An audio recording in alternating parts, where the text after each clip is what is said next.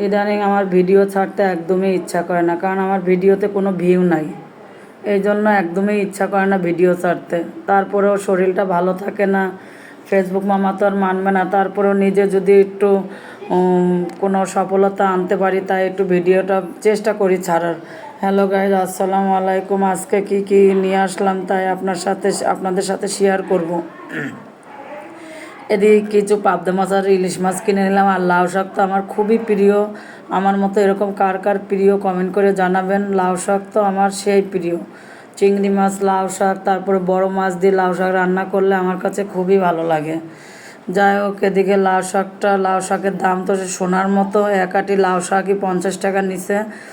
অনেক সুন্দর করে লাউ শাকগুলো একটু কেটে কুটে নিলাম। কেটে কুটে নিয়ে এদিকে চিংড়ি মাছও একটু কেটে নিলাম, রসুন পেঁয়াজ কেটে নিলাম।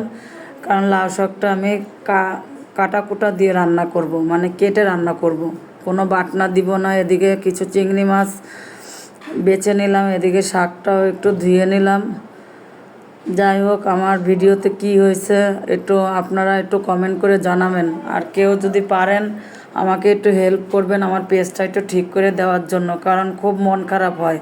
আগের মতো ভিডিও ছাড়তে মন চায় না বা এডিট করতেও ভালো লাগে না। যাই হোক, কারোর যদি একটু জানা থাকে আমাকে এই উপকারটুকু একটু করলে আমি চিরঋণী থাকবো তার প্রতি। আমি ঢাকার আশেপাশে, বাসাবোর আশেপাশে কেউ যদি থাকেন আমাকে একটু হেল্প করবেন প্লিজ।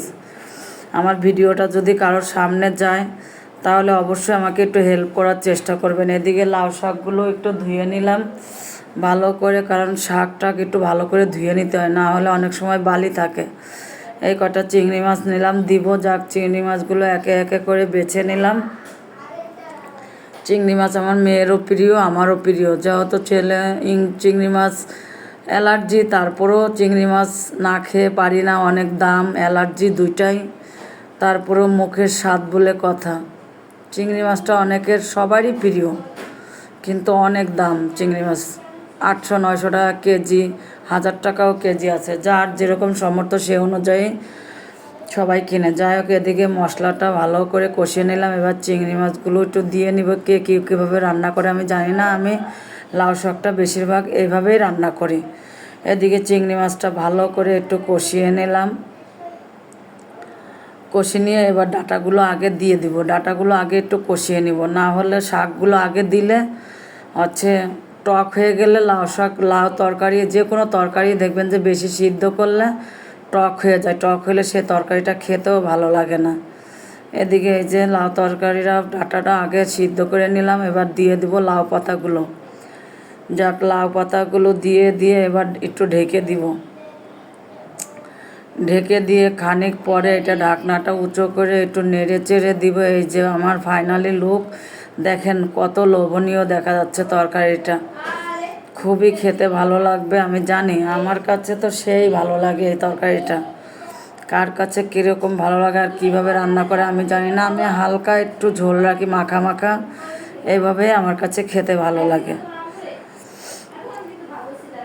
এই যে ফাইনালি লুক দেখেন, সুন্দর করে রান্না করে নিলাম। সবাই আমার পেজটা ফলো করবেন এবং আমার পেজটা শেয়ার করে দিবেন। দয়া করে আমার পাশে একটু থাকবেন আপনারা যদি একটু পাশে না থাকেন তাহলে তো আমি সফলতা অর্জন করতে পারবো না। তাই সবাই ভালো থাকবেন। আল্লাহ হাফেজ।